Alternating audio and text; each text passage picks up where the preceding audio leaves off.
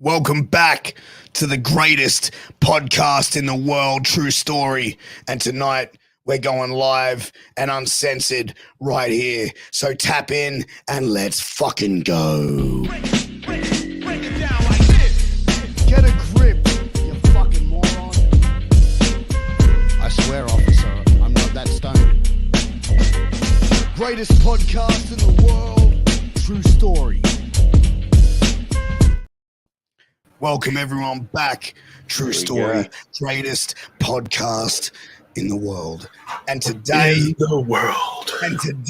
I'm joined by two of my, I wouldn't want to say closest people, but like some of my coolest people, man, like that I know, bro. The giant Kyote and filthy Charles, the producer, aka Chucky Baby, back in the house, man. Hey, I'm appreciate you boys can be here today, man. Cheers. Hey guys, thank you so much for having us. Cheers. I appreciate it. Big cheers. Hey, always, man, always. We're supposed to have Jimmy T from the PWC, but that guy's gone MIA. Fucking hell, man. How many abbreviations does one motherfucker need? Fuck. All the letters. Hey, exactly, man. Well, I'm going to call him Jimmy Alphabets, bro. But man, how you boys been, man? How's your day been, guys? Yeah, it's been good, man. Bit tired today. I had a massive day yesterday. It's been a big few weeks. Like, it's all catching up to me, I think. How about you guys? Oh, fuck, I feel that. Man, I've been fucking sick for fucking like 3 weeks, bro. I've lost my voice. Dude. That's why I sound like this. I'm not trying to Sounds sound like you're back on the darts again. But you know what? The good thing about this, like being sick, bro, is the first week I actually kicked vaping. So dude, that's awesome. Yeah, man, I quit smoking cigs like a while back, and then like, man, the vape was the last thing, bro, for me. Nice. So this Coyote got good yet, man. He's been great for a long time, bro. Recognize greatness, son. Jester. So that's Disturbed Jester, who's one of my mods on my Twitch channel, and he's a cheeky fucker. I'll be playing a game and I'll be doing my stuff. He's like, "Are you any good yet? Get good. Hurry up. Hashtag get good." And I'm like, I'm ranked in the top 10,000 Mortal Kombat players in the world. What do you want? He's like, "Get good." I'm like, "God damn it." Oh man, I love that, man. That.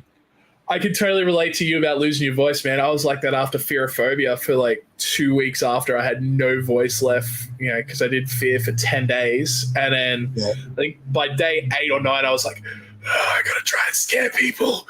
I'm like, God damn it. Well, you know what? It's funny, bro. Like, I went to a concert years ago. This is probably shit, man, before I even knew you, Charles. Like when Hendrix would have been like maybe 1 year old or you know what I mean? And I went to a Papa Roach concert, and I'm a huge Papa Roach fan. Huge mark for Papa Roach, bro, right? So, like, I know all of their songs, bro, like fucking all of that shit. So I went to that show with my best bud, and he's not really a fan. And like at the start, before I go, "Hey man, you going in the mosh pit?" And he goes, "Fuck no, bro." And I'm probably like 36, 37 at the time. And he's like, I'm like, "All right, cool. Can you hold my shit? Because I'm going in." And I stayed in that bitch the whole night. Nice, and dude. like, bro, I moshed with every fucking, like everything I had, bro. I sang everything. And the next day I woke up, I had no voice. My throat was killing me. And bro, I couldn't even move my neck from side to side because I just fucking did that shit. Fucking, you know what I mean? That's awesome. It was fucking wild, bro. What's your favorite Papa Roach song? Oh man, that's a fucking hard one. I'm putting you on the spot. Come on. Dude, I'm gonna say this. It's a song called "No Matter What," and it's a song that was actually the first dance that me and my wife danced to. Believe it or not, that's awesome. On our wedding day, that was the shit, bro. I got to choose what song we fucking danced to, and I chose that shit. That's sick, how'd she let you choose that? How'd you swing that? I said to her, I go, "That's the only thing I want to decide in this whole fucking wedding. You can have whatever the fuck it is." I said, "But I need to be able to have that." And she goes, "Okay, but I have to have final say." And I went, "Cheers." I need a bit of that. Nice, very nice. Time and time again for me by Papa Roach. Yeah, man. Yeah, Charles, you're probably too young for Papa Roach, bro. How old are you? Like, you're 25, 26? I know a little. 25? 27 actually. Got 28. I'm nearly 30. I'm getting old now. Damn, bro, you're 28 now. Fuck Yeah. You don't look a day over 21. Oh, that's nice. You know what though? Every fucking time I go to the bottle shop, still I get insulted now. They Oh, really? always ID, always fucking ID. I'm like, bro, Really? come on. It At this happens. point, come on. Fuck, man. Yeah. Like, dude, you know what? Like, I actually went to, I went out one night and we were going to Miranda Pub. It was me and Alex, you know what I mean? Like, our other producer. And Yeah. we went there and we're lining up and Alex is there and they're like, yeah, man, you got ID? And I was like that. And I'm like, standing right behind him. I'm like, oh, yeah. And like, I get my ID ready. And the guy looks at me, he's like, come on, bro. He's like, we know you're good, son. Like, you're all right. I'm just like, man, can you just at least look at the motherfucker? Let me feel What do you something. mean? Yeah, bro. He's like, bitch, you're bald with gray hair, man. And you're covered in fucking tats. Fucking Like, covered from head to toe. Oh, man. oh, bro. Piers sounds like Don't the worry, next Godfather. Make him an offer he can't refuse. That's true. Hey, Hey, Still Anthony, got- welcome in. hey, welcome, man. Welcome, everybody. Yeah. Like, this is going So to good be to a see so fucking... many people here. Dude, this is gonna be the fucking new norm for shooting for True Story, man. And this Hell yeah, podcast, man. I like that. That's you know awesome, what I mean? dude. Like, dude, I went live today, bro, and I made that decision to make it official, bro. Like, I love, Yeah, I saw that on Insta. yeah, man. Like, I feel like there's so much things that we do and we put out, and for me, like, I just felt like I was losing it, and it's been something for the last few months. Like, Charles has been someone who, like, obviously working on the show. You know what I mean? That I talk to directly before I go social with any shit. And, you know what I mean? Like the whole format and the changing of the name has been something that we have been discussing since fucking July. And like, it's just even before July, and it's just sort of culminated and we sort of just were able to get through the content that we had of shooting the shit to get to here. It's about the evolution of it, though, man. It's the changes that you need to keep moving forward with what you love doing, because you know 100%. you learn and adapt. You find out what works for you, what doesn't, and it's the same with streaming. Like I was burning myself out because I was streaming, you know, every Monday night, every Tuesday night, Thursday night, Friday night, Saturday night, and then doing my day streams as well. And I was just like, oh man, I can't keep doing this. I'm going to burn myself out. And then you change it up. You change what works for you and what you enjoy doing. And that's the most important thing, man. And people will see that you were being as real and honest as possible with that video today of explaining how you felt. Yeah, bro. And I did that shit last week too, bro. I went live without even realizing and just being real. And like, dude, I got a bit emotional last week, man, because I was just like, dude, I don't even know if I wanted to, if I want to do this shit anymore, bro. Like, I'm 41, man. I got fucking 3 kids and I got a beautiful wife, and I'm grateful for that shit, bro. But like sometimes it's just like, damn, am I doing the right thing as a man here? Am I prioritizing my fucking life? Like, what am I getting out of this? And it was like that and everything I've been feeling for the last 2 months and talking to my closest people in the game about this. Yeah, man. And it's just like, you know what? Just I came to that decision. It's like I want to do this as fun and. You know what I mean? By having my friends on and talking, and maybe I'll bring a random person on here and there. But like for the most part, I just want to have my homies on and my friends and have these conversations where it's like doesn't just keep us to a particular thing of wrestling, but other topics that are going on around the world and just, bro, like just evolving as a person. I love the wrestling business, and and as much as I say as I hate it at times, like I still fucking love it, because if I didn't, I wouldn't be doing shows. I wouldn't be doing podcasts. I wouldn't fucking even entertain the shit. But I deep down do. So, you know, for me, this is what I want to do. I want to have conversations with my friends like you boys and really fucking, you know, just being true, being honest and shit. I may still do one-on-ones, you know, eventually or down the line, but for the most part, fuck, this is what I want to do. I want to bring on people from different walks of life as well, outside of just 100%. wrestling. And that's the best thing, man, because there's still this, you know, bullshit stigma of guys not having emotions or being able to speak about how they're feeling or, you know, everything else that they're feeling without being criticized or being like, oh, you're just a little bitch, move on. No. If you're not feeling it and you want to talk. Like, go. 100%. You know, it's been a big thing that's changed over the last few years that I've seen in a lot of guys who are now going, hey, I'm not okay. Like, I'm feeling this, but people out there are so worried about being judged or criticized. Like, it is so messed up. Like, and 100%. it shouldn't be like that. People should be able to go, hey, can I come talk to you? I'm not feeling good. And Yeah, man. you know, this is a big thing. But you look at the wrestling business, bro. Like prime example of that, right? Oh, So yeah. I had Lee Morrow on a while back, and shit got a little bit emotional with him, bro. Like I struck a chord with that with him, and you know what I mean. We spoke about it off air, and it wasn't anything like he was like, "Oh, you made me upset" or anything like that. But it was just something I said was triggered something, and you know, and dude, like I spoke to him afterwards, and I was like, "Dude, do you want me to delete this episode? Because like, if you do, I understand." He's like, "No, why would I?" It's like, I'm like, bro, like the wrestling business can kind of be kind of tough. Like Charles, you understand this because you know the people that really taught me about the behind the scenes, like 100%, forming, yeah. like Alan Funks, the kingpins, Yeah. the fucking Angel megas, and the presidents, like guys Yeah. that have been there at that high all those level. boys.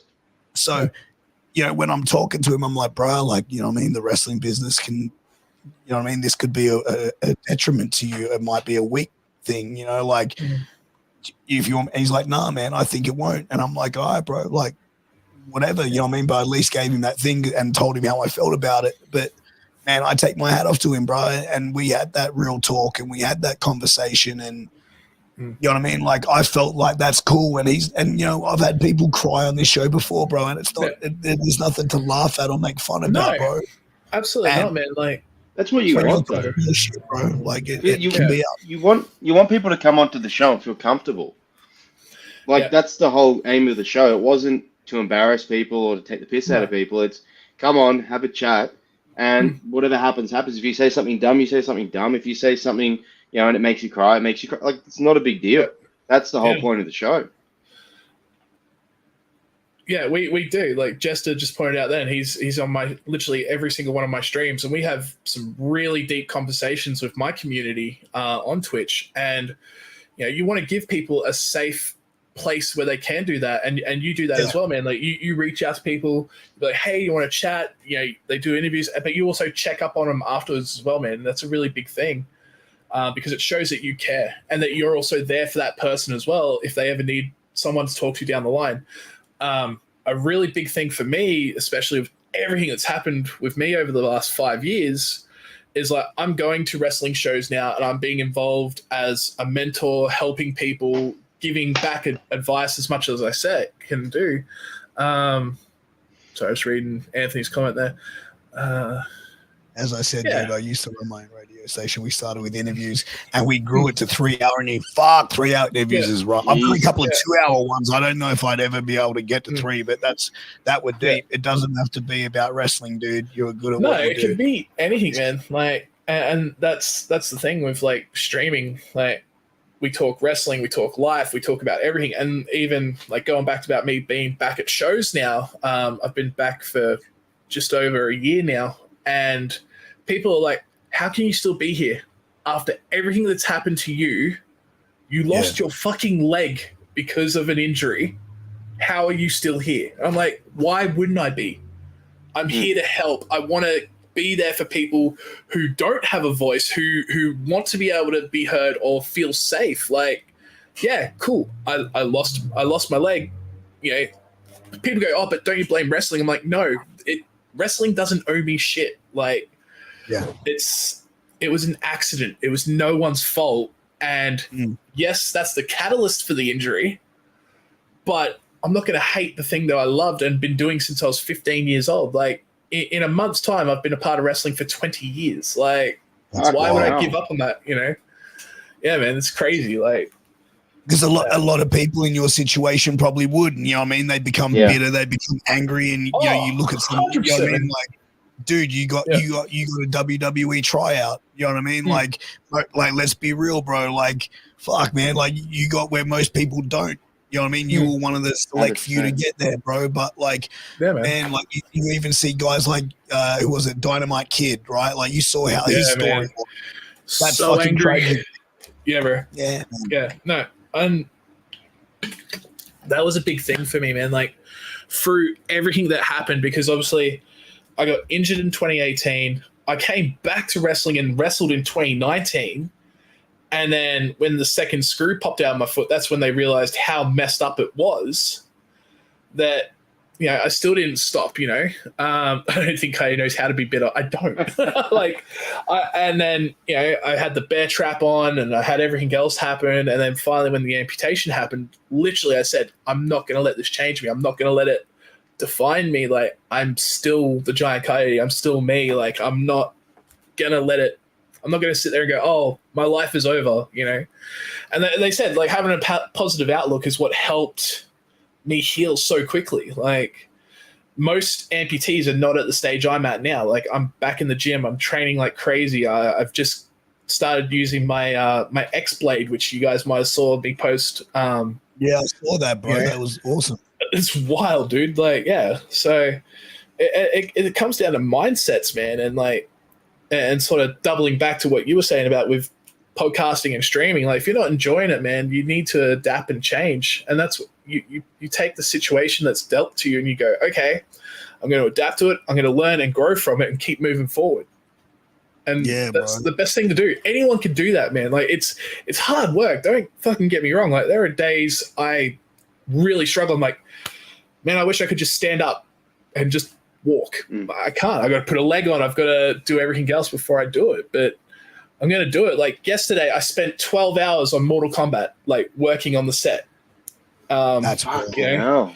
Like, that's cool. awesome shit, man. Like, yeah. And, you know, I've been so fortunate to have these wonderful opportunities. Like, I did Fearophobia. I'm training for the Paralympics. It comes down to mindset, but also being able to accept what's going on and, you know, reach out to people when shit is going bad, you know. 100%, yeah. And having that support and network and all that sort of stuff. That's where I feel like, you know what I mean? And Disturb says it in the comments, bro, saying when it comes to your leg, comes to the leg, you've never had a pity party, bro. And I don't the times I've spoken to you and I've only known you for a short while, bro. Like, yeah, bro. You know what I mean? Like, you have never come across as someone who has been bitter. Like, even talking off air, bro. We've spoken off air and in messages and chats and all that sort of shit, bro. And it's like, your energy, bro, is inspiring. And I think that, like, if there's a young kid that does go through this sort of shit, you're the sort of person that can be that fucking, they can look to and go, man, like, this guy went through it. I can go through, you know what I mean? Like, not belittling what you've gone through, but it's like, that can be inspiration to someone where they go, man, fuck, this guy did it and is thriving. You know what I mean? And that's what I want to do, man. I want people to know that if, you know, something happens where you do have an injury like that or you lose a limb, it doesn't change. Like, it's hard. There are days where things are really difficult, but you just got to keep going. You got to keep fighting, you know. You don't, it's not the end of the world. You know, there's ways to adapt to it, and especially with medical science now, man. Like, my new walking leg, which I've been using, I only got it about a month ago, if that, and I've only been cleared to wear it for 8 hours a day at the moment because I'm still adjusting to the new one. Yeah. And like, it's crazy, man. When I put my prosthetics on, it literally feels like I've got a normal leg again. Like, my brain goes, all right, cool, let's go. Like, it's wild, man. You know? But it's crazy what they can do with prosthetics. Like, you can get full-on microprocessors that literally make your foot move up and down. I've got a rolling ankle joint in my walking foot. So, like, I can literally stand there and I'm pivoting. Whoa, that's fucking unreal. Shit, man. Like, yeah. What the fuck? It's crazy what they can do, man. Dude, fucking is. It really is. And it was. Linksy's absolutely right. Fucking gold. That is fucking. And it was crazy. Like, when I woke up post amputation surgery, I felt so free and healthy, and I felt like I was back. Like, I felt normal again, you know? So, because you struggled with it for so long, man. Like, that injury recovery, and you know, it was a wild thing, bro. Yeah, it's crazy, man. But I've never let it slow me down, and it's so good. my cousin went through something recently, and they thought he needed to amputate. I'm not sure if I told you this, but like he broke his foot. He had a fall at a friend's house, and he went and got his foot replastered. And like they did it too tight or something like that, or moisture got in there, and his foot was all green. And like 3 doctors said, "Hey man, you gotta like amputate the whole foot." And this is a guy who is like always like, if he isn't working, he's in his shed. He's in, you know what I mean? He's always like, he's a guy who'll just take an engine out of a brand new car and just take it apart and put it all back together again, and it'll run better than it was brand new. Like, and he went to another doctor, and this doctor said, "Hey man, nah, we can save this shit. We're gonna do like certain things." And this doctor, bro, like, man, I'm glad he went and saw him, bro, because he was able to like, essentially, man, that would have fucking just done my cousin's head in, bro. Like, if you know him, like, you know what I mean? Like, he's a very stoic kind of guy, and that was like, fuck, man, like, but luckily for him, man, he was able to sort of keep it. That's awesome. That's so good, man. And it's wild, like everything I went through from 2018 to 2022, because I think it was 16 separate surgeries on my right foot in that time. Fuck me. From the initial injury to the amputation. And you know, like the really wild thing is, man, my fiance, her and I had only been together for 3 weeks when the initial injury happened. And like, yeah, man. And I said to her, look, if you don't want to be here, like, I totally get that. Like, this is a lot to take on 3 weeks into a new relationship. And she stuck by me, man, every single step of the way. And like, again, it comes back to that support and having people there to look out for you and guide you and be there to help. And same with like all my wrestling friends and stuff like that. It's, you know, sort of like you get through it and you keep going. And like, I remember my surgeon, man, she was devastated when it got to that point. Like, she literally sat on my man. She literally sat on my hospital bed crying because she was the one that found out how bad my foot got, and it wasn't her fault. She was the one that was trying to fix the initial screw up, and you know, it's crazy, man. Like how things happen, but you keep going for it, man. You just keep moving forward. There's no, you know.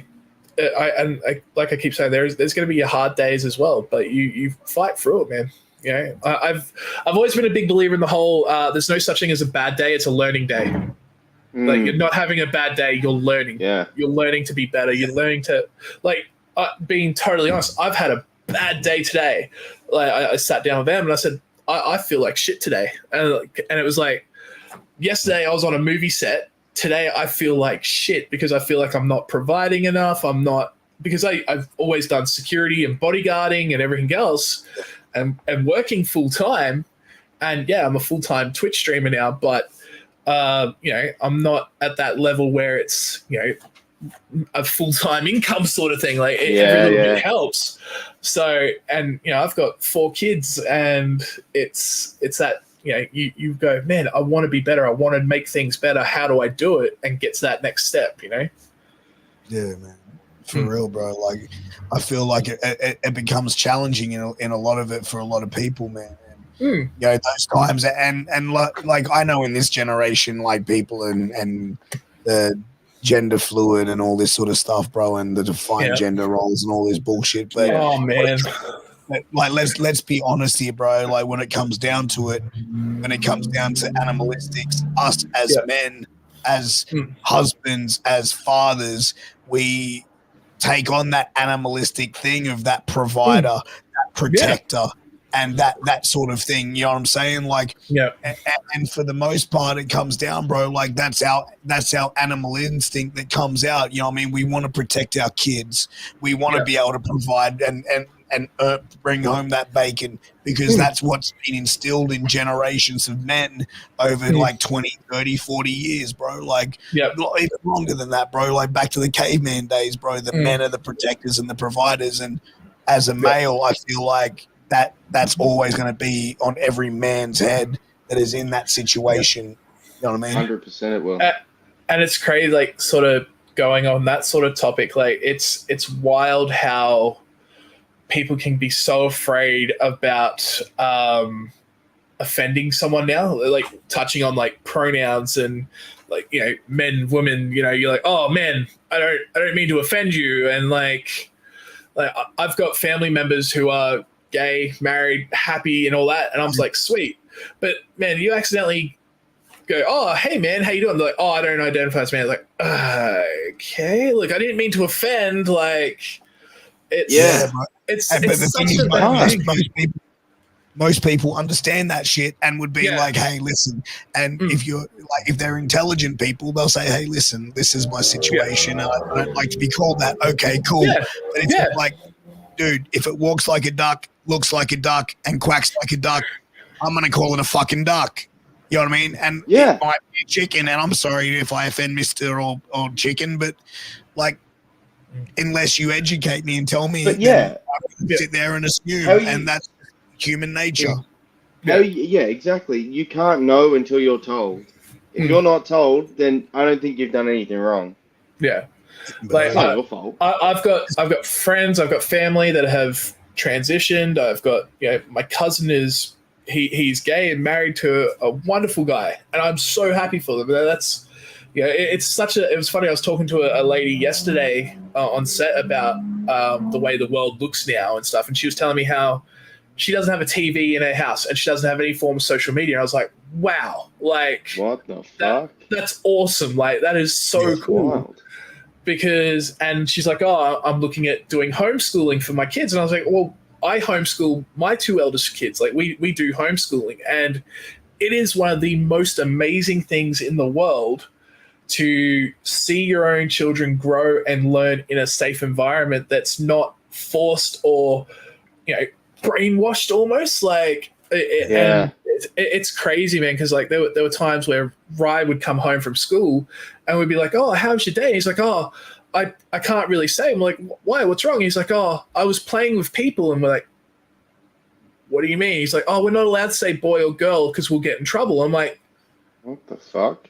Nah, that's not cool. Like, and it's, you know, kids are kids, man. You gotta let them have fun and just enjoy life, you know. And bro, I there was a show on ABC Kids, and my kids were watching it, and I can't even remember what the fuck it was or whatever, but it was like, the thing was then it was like, one kid in this cartoon had two male parents and the other had two like female, and then it was like they're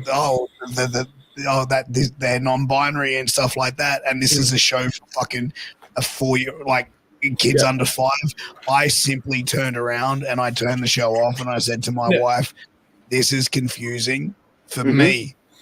Like, this is like our kids, like let our kids be like kids and let them let them, like the world is fucking weird and wonderful and all that sort of shit, right? Let them figure it out when they need to, not at 7, 5 and 2. Yeah, man. Exactly. Totally get that. Like, it's so funny. Like, when I was sitting having this conversation with this lady yesterday, I was like, you know, having these sort of conversations, someone's going to hear it and they'll think that I'm being an asshole. But I'm like, I legitimately care about those sort of people and respect their wishes. And that's all it is like, if someone goes, hey, you know, I'd like to be called they, them. Cool. Don't get it, but I respect it. And you move on. Like, I hate it when it's forced on, like when people. So I'm a big Doctor Who fan. I really enjoy Doctor Who, and I watched the special that just got dropped on Disney Plus this week. And there's a scene in it where they're talking to an alien, and he's like, "Oh, you know, are you all right, little guy?" And there's a chick that goes, "Oh, are you assuming their gender?" I'm like, "Done." Fuck me.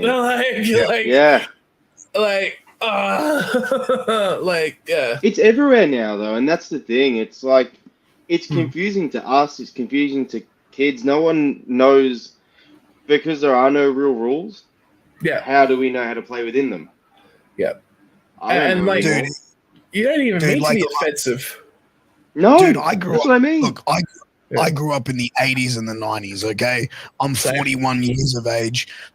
And bro, like shit, and I tell people all the time, I'm gonna say offensive shit. I'm gonna say things that you're gonna go, what the fuck? But guess what? I'm not saying it to be mean. I'm not saying it to pick on you. I'm not saying it to be an asshole. Yeah. I'm just fucking saying it because that's the way it is. But the thing is, I ain't gonna say homophobic slurs and shit because I don't like that shit. I'm not gonna say racist shit because bro, you know what I mean? I don't like that. You know what I mean? And plus I was raised right, bro. I was raised by hippies. I wasn't raised by people that had hate. I was raised by people that had love. So to me it's like I'm not gonna fucking just insult people, but I may say some out of the fucking field shit, and that's just who I am. You know what I mean? You treat people the way you want to be treated. Yeah, man. You know, you treat someone with kindness. It doesn't cost anything to be kind to someone or be polite and using your manners. Like it always blows my fucking mind. Like if we're out grocery shopping or something, and there's someone there doing something, you're like, "How are you going? How's your day?" They're like, fine. Like it's like actual engagement with people doesn't exist anymore. It's like, oh, someone's talking to me that's not through a screen. What do I do? Fuck. Like it's fun, bro. Like the other week, right? I'm sitting there. I went out and I took my kids out to lunch down at the local Westfields, right? So we're sitting there, we're chilling, and I look over to this table to my left, and there's a table of 8 fucking teenagers, right? Like boys and girls sitting in a fucking circle, all with their mobile phones, and they're like this. Yeah, and no one's interacting. Yeah. And bro, then they look up out of nowhere and just go, I know, right? Totally. Yeah. And I'm like, what the fuck did I just see? No, I know. I totally get that. And it's wild to me that is how, if I told my dad back, I missed that one. Oh, yeah, sorry. I don't think that he would have. Yeah. Like, it's also funny, and like Piers, you'll probably be I don't know about you, Chucky, if you've got kids or anything, but when you become a parent yourself, you find the difference in how we were raised as kids as to what it is now, and like what I believe, in my opinion, anyone over the age of 25 to late 40s has some sort of trauma from being a kid, like growing up, because we came from that generation of stop crying or I'll give you something to cry about. You can't do that to your kids now. Like if you do that, it's fucked. Like you can't say that sort of shit to a child. Bro, I got one for you, right? I'm 14 years. I got 2 stories, right? The first one I'll tell you, this is a quick one. I was 15 years old. I was playing football. And I was playing rugby. I was in the first 3 minutes of the game. I got the ball, ran up, and we were playing a dirty team, and I copped knees to the head. I had my head sliced open, and I was concussed. Yeah. I came off the field. I was off the field for less than 5 minutes. They wrapped my head up, taped it up, and pushed me back on the field. And I'm like, what the fuck is going on here? Like, my eyes are fucking boggling around in my fucking head. I get again, bang, another head knock. I'm about to throw a line out in, and the fucking trainer comes around and turns me around and said, no, throw it that way. Because I was about to throw it into the fucking, like, you know what I mean? Like, and again, like at halftime, my dad I said to the trainer, I was like, get my dad. My dad's like, comes over, and my dad looks at my eyes. And I've got like dried blood all over my face. My eyes are all over the shop. And he's like, you okay? And I'm like, you didn't fucking speak English. And we're like, we took you to fucking bro, like I went to the ambulance. I was so concussed that the doctors were concerned about damage to my neck. Fuck. And they were like, oh, there is no way this kid, they're going like, this kid had like the cuts and on my head. They're going, when did this happen in the game? And they're like, oh, the first couple of minutes. Oh, okay. And you brought him straight here. Oh, no, he played the whole first half. That's right. Yeah. No, man. But the doctors are like, oh, okay, cool. You know what I mean? Yeah. Like, and that's just the industry, the way that we live. But dude, if you want to hear a real fucked up story, and then I'll pass the mic. But okay, 14 years old, right? I come home from school. There's my mum and my dad standing in the kitchen, and they tell my sister, go to the lounge room. We want to talk to your brother. And I'm going, fuck, man. They found some weed in my room or some shit. They found the stash. So my mum, drug and alcohol counselor, you know, my dad, you know, just a funny motherfucker, right? Yeah. So they turn around, they go, my mum goes, Piers, sweetie, look, we just want to talk to you. You and your little girlfriend, Catherine, have been going out for, 6 months now. And we just want to know that you're being safe. And I'm like, safe? What the fuck is she talking about? She's Oh God. Fuck yes. and then this is exactly how this shit went down. My mum goes,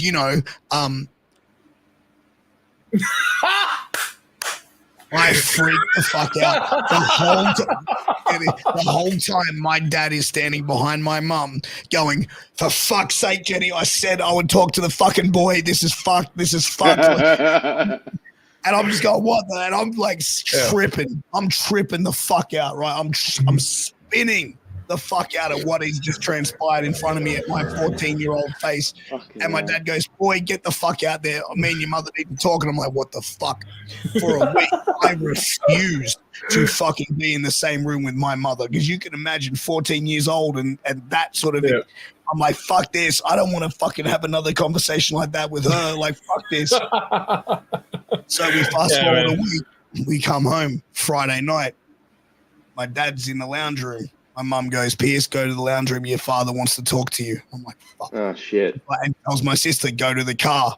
My mum goes out to the car with my sister. I'm going, this is some real shit. Like, this is some serious shit. My dad goes, "Sit down, boy." And he goes, "Listen, this is the remote control to the television. This is the remote control to the VHS tape. I'm leaving that door in 2 minutes. You've got an hour and a half to yourself." He goes, "You've got an hour and a half to yourself." He goes, "When we come back, I'm going to beep the horn 3 times. I'm going to wait 5 minutes. I'm then going to come to the door. I'm going to knock on the door. I'm going to wait 2 minutes. I'm then going to unlock the door. In that time, in that 90 minutes and 5 and 7 minutes that you have there, I want you to make sure whatever mess that you made is cleared up.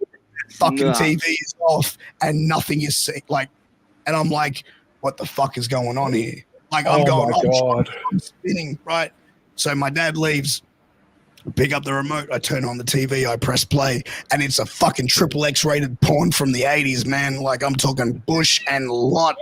Everything. Oh no! Oh God! It gets way better. So Pops comes back home, right? Does the whole gimmick of pumping the horn 3 times, ringing the doorbell 2 times, opening the door and coming in. Oh dear! And my old man walks in the door like this. He's like, son. I'm like, "Yeah, Dad, I'm out here." He pops his motherfucking head in the fucking lounge room, and he just goes, "You're good?" I go, "Yeah." And he goes, "Okay, cool." Comes in, sits next to me on the couch, and he goes, "So what did you learn?" I'm like, I don't know what to say here, Dad. Like, I don't know. And he goes, "For fuck's sake, boy, every 2 minutes change positions, and at the end spray for the face." And I'm like, bro, I look at him, I go, "Are you dead fucking set? Are you dead fucking set?" And he just goes, "No, you fucking moron." He goes, "But your mother's been crying every night because you refuse to fucking talk to her. Now can this awkwardness fucking stop? This is more awkward." And I'm like, he goes, "I don't give a fuck if you don't talk to me. I'd appreciate it if you don't talk to me. But fuck, your mum seems to want to talk to you, bro." Oh, dude. But hey, funny story, bro. Funny story, though. Anytime I mention that shit to my old man, it never happened. It never happened. Yeah, bro, he denies that shit. Yeah. He has denied that shit for over 20 fucking years, bro. Yeah. Over 20 fucking years. He'll go to the grave as well denying that. Oh, dude, I love that. That's like the typical, like, parent. It wasn't like that. You're remembering it wrong. Yeah. Oh, shit, 100%. Yeah. This is life sounds like an episode. Bro. What the fuck did I just hear when I click this stream? Right. Oh God! Fuck, so this is the episode I come back on. That's the story. That's wild, man. Fucking hell. So yeah, that's my story, and that's the fucking, that's the true story. That's the truth. Hey, that's true story. But you know what? I'm gonna try and get my old man on this podcast once with us. I was just about to say that. You got to get him on. Yeah, you need that to happen. Right, Dude, 100%. there's certain things he fucking denies till he fucking dies, bro. Oh, and I sit man. there and go, nah, man, my memory's clear as day, bro. Like I smoked a lot of weed as a kid, but fuck, I remember that shit fucking clearly. Oh man, my dad would be absolutely wild in front of a camera. So my dad's ex prison guard did 26 years. He makes the morbid joke that he did life in prison, which is only a 25-year sentence in Australia. So he's like, I did a life sentence and I got out. And like, some of the stories and shit that he's told me, man, you're like, what the fuck? Like, he got me the footage of when I'm gonna have to be careful how I word this. When a certain person who was a part of the Australian, hang on, I'm trying to word it out. Fuck, criminal enterprise. Let's just leave it at that. Yeah. Who went on to be famous in movies and stuff like that, and is very, very tall. Kicked a cell door off. No shit. Gotcha. Yeah, and the security guard, the officer at the time, pulled his firearm, and that person leant in and said, "If you're gonna shoot me between the eyes." Jesus Christ! That's what the fuck? Bro. Yeah, man. Like that's it's crazy. How shit, did he man. survive doing all that? Like dealing with cunts like that. That was his old man, bro. That's some crazy shit. That was my dad. Like, yeah, man. Like he was. He's like, I remember the time he gave me. He's like, "Here, watch this." I'm like, "What is this?" He's like, "Put it in, you'll know." And I'm like, "Okay." And so this was in like 2003, 2004. So that person had gone on to do stuff in wrestling and all that sort of stuff. And you're like, "Oh shit!" Like, okay. Dude, that is fucking nuts, man. That is fucking wild shit, bro. But you know what, like... Yeah, Anthony knows exactly who I'm talking about because Anthony's 100%. Good mates with this person. Oh, shit. Wow. Sorry, boss. So, guys, so for those who don't know, Anthony Romano is here in the chat, and that is the owner of Wide Bay Pro Wrestling. So he's here hanging out at the moment. Oh, beautiful. So big shout out to Wide Bay Pro Wrestling, man. I absolutely. Man, I want to see more of that. I want to see more of those shows, man, from Queensland. Dude. I think that Queensland needs to start streaming more wrestling because, like, Queensland is really the fucking redheaded stepchild of Australian wrestling, and it's a fucking pity, man, because there's a lot of great boys and girls up there. Yeah, no, dude, it's been wild to see what the scene's been going through. It's like, I've been a part of the Queensland wrestling since 2004, and I've been a wrestler, I've been a promoter, I've owned companies, I've done everything, and it's been so crazy to see everything happen. So, like, people used to say that Queensland wrestling was the place to be in 2007 or 2010 when we had, PWA Queensland kicking the shit out of everything. We had the original Rise of the Warriors tournaments. We had Chris Hero, Shadow Phoenix, all these amazing wrestlers come to Queensland, and and even guys that are top tier talent now, like Damian Slater, Jag, all those sort of guys back then, and then from 2010 to I want to say like 2015, it was just an absolute fucking roller coaster, like to the point where I hated Queensland wrestling. I packed my bags and moved to Perth. Like I was holy shit. Done. I was hating what I loved, and it got so toxic and bad, man. I was like, nah, fuck this. Like, I'm done. I needed to get out, and I went to WA and I started training with Southern Hemisphere Wrestling Alliance and EPW, and started building these amazing friendships, and it brought back my fire. And then I came back to Queensland. So I broke my ankle in 2013. So that's when I was in Perth for 2 years, came back to Queensland in 2013, recovered from my ankle injury, and then it was like this building phase of like 2015 to 2018. Wrestling was going really good. It was up and up, and then COVID hit, and then everything else. And now Queensland's finally getting back to that stage of They're getting the recognition they deserve. Like, there is so many amazing workers and people behind the scenes, like guys like Todd Eastman, who are working so hard and Trent O'Day up north, and all these guys working to make Queensland something. And now you're seeing Queensland talent on these massive shows like the Impact show. You had Mitch Ryder and Tim Hayden at Impact. Bobby Bishop killing it on World Series Wrestling, and people working EPW, PWA. Like, Queensland's finally getting that recognition because these guys and girls are working so hard to fix that stigma of Queensland wrestling being the redheaded stepchild. Like, and it's crazy because I've seen break that label. You know what I mean? Yeah, and it sucks, man, when I've seen people work so hard to fix it, and then like something happens and it's back to a building phase. Like, it's so wild, man. When you look at two of the best wrestlers in the world, Tony Storm and Mark Davis, are both Queenslanders. They came from Queensland wrestling, like, and it sucks when you see that these guys and girls are busting their ass so hard to make things better, and people still go, it's Queensland, no one cares, and it's like, fuck, no.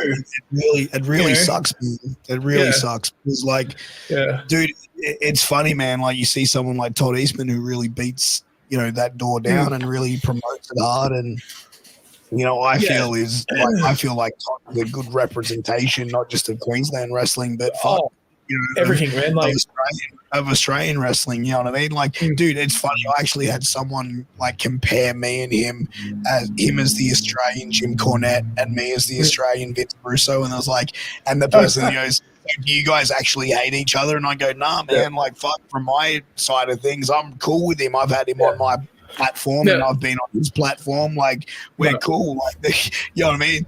Like, thank you for the comparison, but bro, like, I'm not like Vince Russo and I don't is anything like Jim Cornette, but hey, man, that's a pretty good comparison for both of us to get. So, absolutely, man. Like, I owe so much to Todd because, like, when he moved up from Adelaide to Queensland, like, he and I just clicked, and we really understood psychology and storytelling and stuff making sense. And like, I've had chats with you about storytelling and psychology, why it's so important in pro wrestling, and he helped me be a better wrestler as well, and work on my mic skills and everything else. Like, and this is the great thing of Aussie wrestling. Like, you can learn and grow and do so much by just simply messaging someone. And I know that Davis Storm does this a lot. People will reach out to him and go, "Hey, do you mind if I send this?" And Storm will be like, "Hell yeah, I'd love to." He tries to help everyone. And same with Slater. And there's so many other people out there that will give you feedback if you ask for it.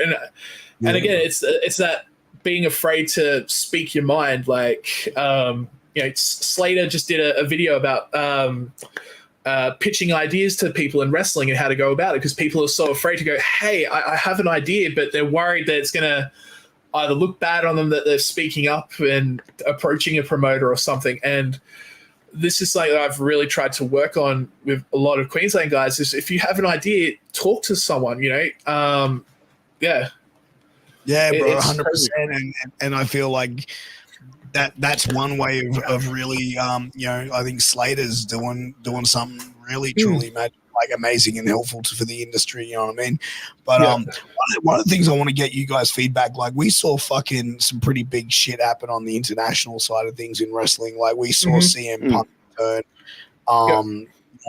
He returned in AEW after years away from wrestling, and now he's returned to WWE. And like, bro, I see so much shit online of fans going, "Oh, he's a fucking cancer. He's blah, blah, blah, blah, blah." Whatever, bro. The fact is, he's money. And like, he can be a fucking piece of prick. Then, okay, you don't know who these fans don't know who the fuck he is. They don't know. They see what, like, the fucking wrestling marks, the Meltzer marks, and those fucking idiots are going and typing on their little fucking paywalls and websites like Sean Cuck fucking Sap, and those fucking morons and that Billy Batty and all those fucking marks that want to go and try and be wrestling reporters. But at the end of the day, bro, fuck, I think, you know what I mean? Could he be a shitty person? Yeah, probably, but fuck, I don't know him. But like, I think right now he's gone to WWE to probably repair his legacy and the image that he currently has. But like, good luck to him, bro. Fuck, go make those millions, boo boo. Yeah, and like, there's always going to be, there's three sides to a story. There's your side, the other person's side, and then the truth. Like, it's 100%, yeah. And I sort of, I was looking at it like this. I was like, you can, how do I word it? It's like CM Punk, the wrestler, is incredible, but the Phil Brooks, the man, could be a piece of shit. We don't know that. Like, you can only go by you can only go by what you actually know. And like you said, Piers, like none of us know CM Punk in real life, sort of thing. So we don't know what he's like behind closed doors. So you have to have that perception of, okay, he's doing what's right for him. And that's the most important thing, is he's doing what's right for him. And if the fans are loving it, then they're making money. Like, it's and again, it's a business at the end of the day. People may not like it, but everyone's talking about it. They're like, holy shit, he's actually back. They did it. Like, I had people messaging me on Sunday afternoon going, they did it. They actually did it. I was like, yeah, I didn't expect it either. And I got worked, man. I got worked so well, because I'm watching the end of Survivor Series. The trademark logo pops up. I'm like, yep, that's it. It's done. And then the music hit. I was like, like, what the fuck? Like, they got us, because like, anyone that's a WE fan knows when the trademark logo comes up, they're going to fade to black. Yeah. And they didn't. So it got everyone. They're like, yep, Randy's back. Cool. That's your return. And then of course the greatest return ever was R-Truth, and everything was fine. I mean, Charles, what do you think about this thing, bro? Like, you're more of a fan of old school shit, bro. What did you think of like seeing CM Punk walk through the fucking door? I was at a christening that day, and my brother-in-law walks in and he taps me on the shoulder. He goes, "I just saw the end of Survivor Series." I'm like, "Oh, what happened?" Because like, I don't most of it I don't give a shit about. And he's like, "I don't want to tell you," and I go, "Nah, just tell me." He goes, "He returned," and I'm like, "Oop!" And I walked straight outside, jumped to my phone, straight onto Twitter, and I watched it about 4 or 5 times. I'm like, yeah, this is good shit. Like, this is why I liked wrestling. Not all this fucking weird. Like, I don't. Piers, I don't care about the moves and the shit acting and all that.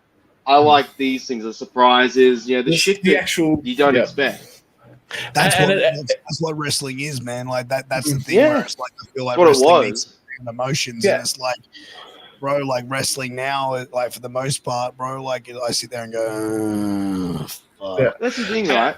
Like, I've been to a couple of Pierre, you know me. I don't really, I mean, I'm not the biggest wrestling fan of the shit of today, but like I go to some of the shows every now and then, and they're fun live. Because when you're watching it live, it's crazy. And watching it, you go, fuck, how did he do that? How did he do that? Yeah. But then when you actually sit back and you watch it, you go, there was 8 matches and it was all the same shit. It's fun in the moment, but then you walk away and you go, whoa, fuck, I saw a lot of the same stuff tonight. Where what they're doing now, what they look like they're going to try and do is more of that old school storytelling, which is what we need. 100%. You're absolutely right, Jester. Yeah. The line of his promo at the Return of Raw, where he looked dead in the camera and he goes, "I'm not here to make friends. I'm here to make money." And I'm just going, that's some old school Kevin Nash line right there, bro. That's and that's the best thing about it. And that's also, it's with wrestling these days, there is no surprises anymore, because if you think about, like, growing up in the 90s, we had WCW on a Saturday night. Like, Nitro was a Saturday night at like midnight on TNT if you had Foxtel, and Raw was on a Tuesday for Fox Sports. And that was it. And you'd have to literally wait another week to see what would happen next. Nowadays, we're so fucking spoiled because of social media. You'll go, this person's set to return, or, person was spotted in the car park. It's like, there's no mystery, and it sucks because it takes away the magic of it. And like, my kids have become obsessed with wrestling, which is awesome. Like, Piers and I were chatting about this recently. they're at that age now. They're like, holy crap, this is the greatest thing ever. Like, Ryan, bless him, like Ryan is obsessed with John Cena. I'm like, it sucks that he's at the end of Cena's career now, but I've been going back and showing him everything, and he saw Randy Orton for the first time live at Survivor Series. He's like, I need to know everything about RKO. I was like, come with me, my son. Let's go. Like, We got 20 years to get through. Yeah, it's like, and it's so cool. Like, the other, I was streaming one night recently, and I came out, and he's there watching SummerSlam 2017 or something. He's like, Dad, I just watched Roman wrestle this person. I'm like, oh, cool. Like, and it's so cool when they're at the shows as well. Like Lily, my daughter, she's loving Aussie wrestling as well. Like anytime there's a show on, she'll be like, is this person going to be there? I'm like, oh, I don't know, honey. Like, and they get so invested in it. And like they don't remember seeing me wrestle because they were so young when I was wrestling.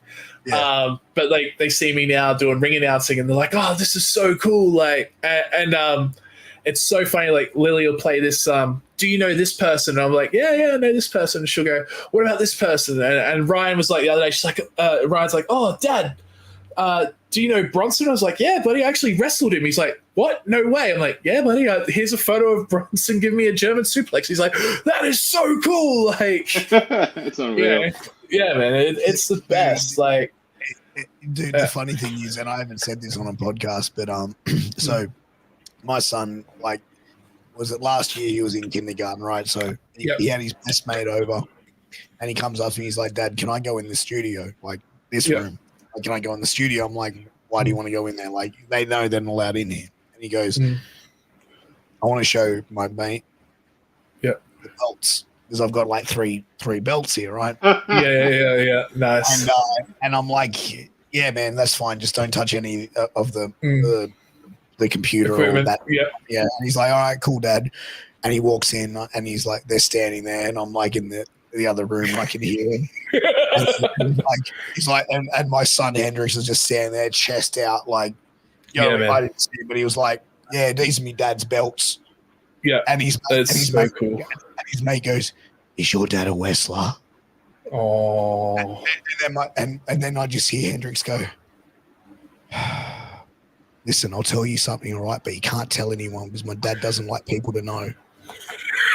And so I get close to the door, right, because I'm going, oh, fuck. Right, and he goes, look, man, my dad used to be a wrestler, okay? And he goes, but they made him quit. And his friend goes, why? And he goes, my dad was too violent. He made a lot of people bleed. He made him real bad. And he took their belts. Wow. And I'm sitting there going like, this is the biggest work I've ever fucking That's heard. amazing. So I no sell everything. Like I pretend I can hear it because I don't want to embarrass him in front of his little homie. So they leave. His friend gets picked up, and Hendrix comes and he sits next to me, and I'm like, hey, buddy. He's like, hey, I heard your little conversation with such and such. And I go, dude, like, why were you lying? And he goes, what do you mean? I go, why did you lie? And he goes, but you are a wrestler, right? Like you're always at wrestling shows, and all your friends are wrestlers. And I'm going, no, buddy, I work on wrestling shows, but I'm not a wrestler. I've never wrestled. And he goes, what do you do? I'm like, fuck. So I go to YouTube and I type some shit in, and I bring a match up with Vinny Dane versus someone, and I'm managing Vinny. Yeah. And like I go, I do this. There I am there. Yeah. And then I show him a photo of me ring announcing, and then he's like, oh, that's what you do? I go, yeah. And he goes, oh, yeah. That's all right. He goes, that's cool. Yeah. I'm still going to tell people you're a wrestler and you're a badass. And I just went, but that's a lie. And he goes, I don't need to know that. And I'm like, never let the truth get in the way of a good story. Oh, bro, like, that's good. I'm just going like, what's amazing? That's so good, man. All right. It's funny. It's like with Ryan. He like I have Ryan on stream with me every now and then, and we'll be out, and people go, oh, what does your dad do for work? He goes, he plays video games for a living. I'm like, dude, what? He's like, yeah, it's the coolest thing ever. You get paid to play video games. I'm like, not quite, but yeah. He's like, that's what I'm going to do, Dad. I'm going to play video games. I'm like, yes, please do. The Fortnite World Championships is worth 23 million. Let's go. Like, Holy fuck.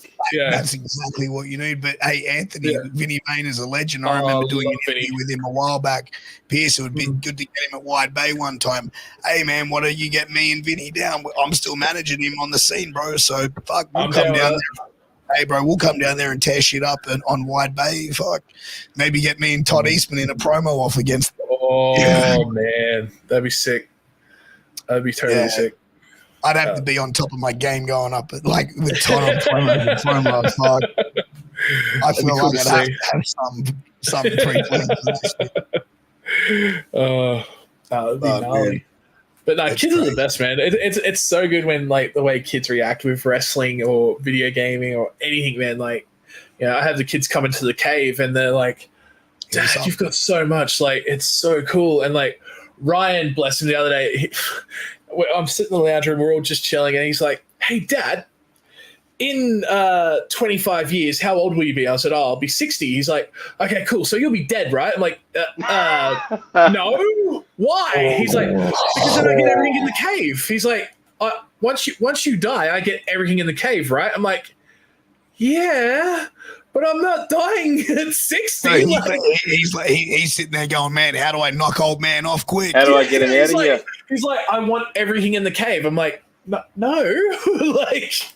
Like I've got this collectible Optimus Prime, and he's like, Dad, give me the Prime. I'm like, no, you can't have it. He's like, give me the Prime. I'm like, no, just no. And he'll sit there. He's like, give me the Prime. I'm like, no, I won't. Like, dude, my eldest who's 7, right? Like you mentioned Prime, and this is a perfect thing. Like the Prime, the Logan Paul gimmick, right? Yeah. So me and my son, we drove down to the Central Coast where my best friend is with his son for the weekend, right? So we drive down there, and I said, okay, it's a boys' trip. I'll let you, we'll get a treat. He goes, can I get a Prime? I'm like, yeah, man, we'll stop at a 7-Eleven. I'll get you a Prime. Yeah. So the drive down there, all it is fucking highway and fucking concrete, like just rocks, right? So there's no fucking service stations anywhere, and he's sitting there next to me in the car, like freaking out, going, man, why isn't there a Prime? Because it's just rock, bro. He goes, but they can just get rid of the rocks and put a Prime store, right? Like, he's tripping for like I still haven't tried it. It's a 3-hour drive, bro, right? Terrible. He's tripping 3 hours. He's tripping about this. Never had it before, but he's tripping out about it. So I'm going, fuck. We finally get down there. He stops about the fucking Prime bottle. Then, like, the next day, we're leaving, and as we're driving up, leaving the coast, we see a 7-Eleven. He's like, Dad, a 7-Eleven. I'm like, oh, fuck, okay. I pull in, and I go, let's go get you a Prime. And I get one of the Prime energy drinks, right? Because it's in the morning. Fuck, I didn't get my coffee, so I'll get that. And I got him a Prime Hydration, the fucking red, white, blue gimmick one. And like, he's sitting in the car, he's like, oh, I can't believe I've got fucking Prime. Because my wife has said, you are not allowed to have this. And I'm just like, yeah. No. I said to her, I go, it's a once-off, right? Yeah. So he gets the bottle like this, and he's like the whole time, I'm like, you got to let the guy scan it, son. He's like, okay. I get there, he's like, he's like, I'm like, hey, buddy, you want me to open that shit for you? And he's like, yeah. And I open it, and he's like,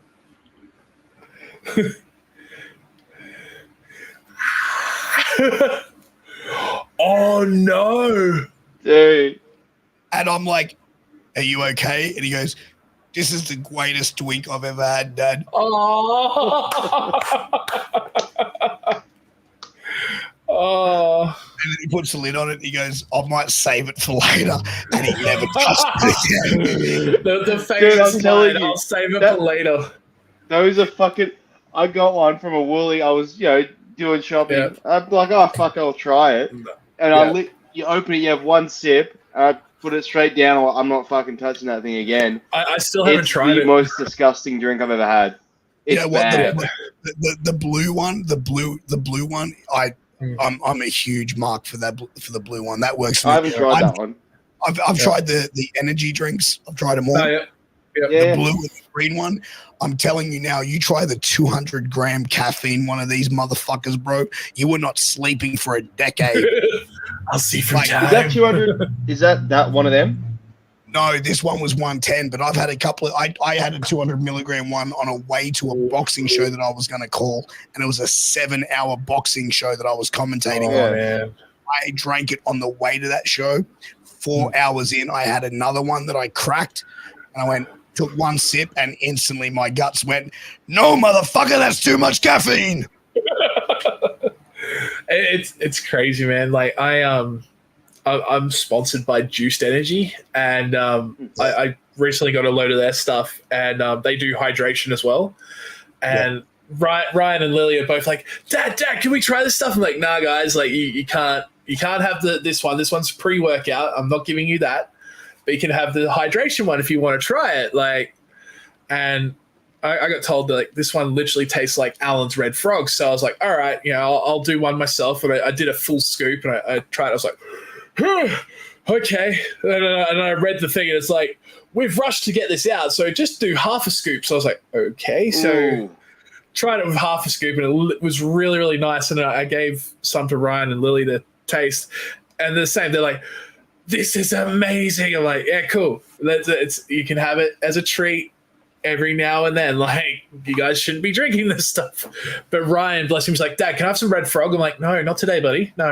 like, can I have a Red Frog? I'm like, no. And like today, I mixed up some Jawbreaker flavor from them, so it's like Gobstopper flavor, and they're like, this is awesome. I'm like, yeah, great. Like, but it's so funny. Like, there was a time I was getting ready for the gym, and Lily snuck my pre-workout, and she's there drinking straight pre, and I'm like, oh gosh, she's gonna be like on the ceiling, like I'm like, fuck. Dude, I had my fucking 2-year-old. I got a coffee. I had a coffee in one of those cups, right? And I put my shit down because I had to do something, and it was like it was one Saturday morning, and like my wife had gone out, and I was looking after all 3 kids, and it was about 10 o'clock, and she'd gone and got me a coffee just before she left, and it was like it was a little bit warm still, and it was about that much left in the cup, and I put it down to go do something. I come back, and there's fucking Zeke like this with a coffee cup, head back like this. No! Not just like sipping it. I'm talking. He was chugging that bitch. Like, you saw his throat go glug, glug, glug, and then he just went and looked at me. He looked at me and went, whoa. And I've just gone, oh, no. And I've called everyone freaking the fuck out, and they're going like this is fine, like this is fine, okay. Yeah, like it's not. It's just a coffee, and then but I grabbed it, but because of that lid, he got fuck all. He got fuck all. Oh wow! Like, I am never having coffee around my kids again. Like, this is. Oh man, Lily has the worst habit of leaving her drinks unattended. So like, months ago now, we got Macca's as a treat, and she had her Coke sitting on the table, and Odin, who's our second youngest, went and grabbed it while she wasn't looking, and he starts drinking it, and we're like, Odin, no, and he goes, yummy, delicious, and we're like, and we could just see his pupils and he's like, yeah. We're like, oh god, he's gonna start raiding everything and killing people. Like, and Odin's 4 now, but man, he's getting taller and taller, and like he's just like, yeah, he's just going, yummy, delicious, and then we could just see him like hulk out. And he's like, I don't know what to do with my hands, and we're like, oh god, like. I love that shit, bro. Like, straight up. This is what you have to look forward to, bro. Like, Charles has just moved. Charles is just all right. First of all, I'm gonna put your business out there on the street, all right? So Charles has just moved into his first house, and the first time. This is the first time you've lived with a woman, right? Like your girl, right? This is like the stages, right? So in the next couple of years, like there's the engagement coming, the marriage, and then the kids, and then you become a grizzled fuck like us. Yeah, no, unless you change the plan and you have kids at 4 months after dating, like true. Yeah. I went the more traditional route. Yeah, I didn't. Like Em and I got together, and she already had Ryan and Lily, and then she fell pregnant 4 months after we started dating with Odin. Ooh. So That's still a badass fucking name. I gotta say that. Odin's Dude. a fucking cool name. Yeah. Yeah, so we've got Ryan, who's going to be 10 next week, Lily Rose, who's just turned 7, Odin's 4, and then our youngest Sage is 5 months. So Damn, yeah, oh man, fun, 5 months is a good fucking age, bro. Oh, but dude. Charles, that's the shit you got to get looking forward to. You get to look forward to it, Charles. It's going to be awesome, man. I can't wait. Kids are the best. And that's the thing. I mean, it's you can only prepare so much. Oh, dude, you can't. Like, when you think you know it, it changes everything. They flip the script on you. Hell yeah, man. It's good fun, dude. Don't worry, Piers. I'll be hitting you up every 2 days. Like, what do I do? Fuck! I fucked it up again. For fuck's sake. I feel like that's the thing when you're like, hey man, do you want to come for a trip and stay at my house in Melbourne for a week? And I'll be like, yeah, man, that'd be really cool. And next thing you know, I'd be sitting there going like having Charles and your missing kid just sitting there screaming and crying, going, yeah, we're going out. You're going to take the kid. I'm like, what the fuck? I don't need to get away from the kid. Oh man, that's funny. Oh, fuck. Oh, man. But hey, man, you know, like that's the thing with our kids, bro. Like, you have the jokes and there's the bad time, there's the good times with them. You just gotta like, it's a fucking roller coaster, man. Like, it really, bro, you know, it really is.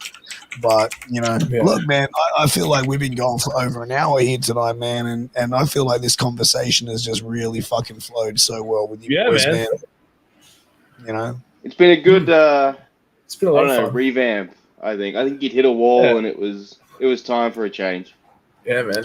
And we've covered heaps of different topics tonight too, man. We've gone from like kids, schooling, political correctness, like it's everything. A bit of everything. Yeah, man. Life. This is what it should be. Yeah.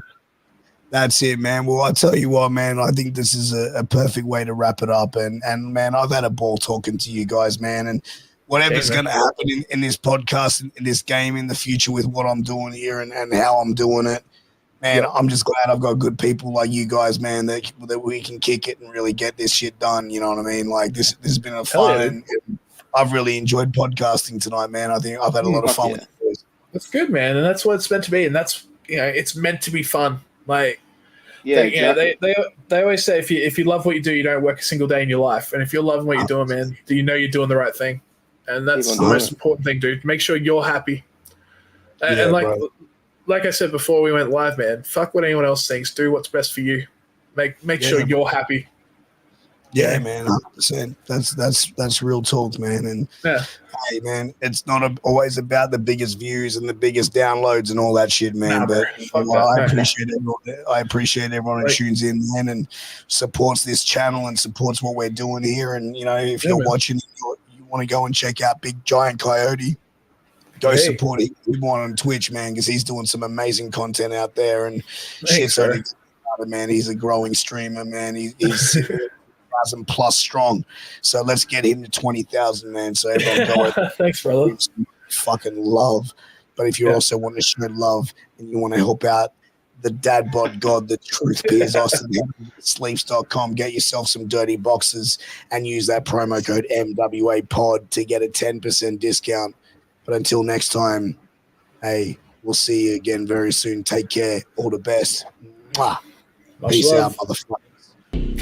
Break it down like this. Get a grip, you fucking moron. I swear, officer, I'm not that stoned. Greatest podcast.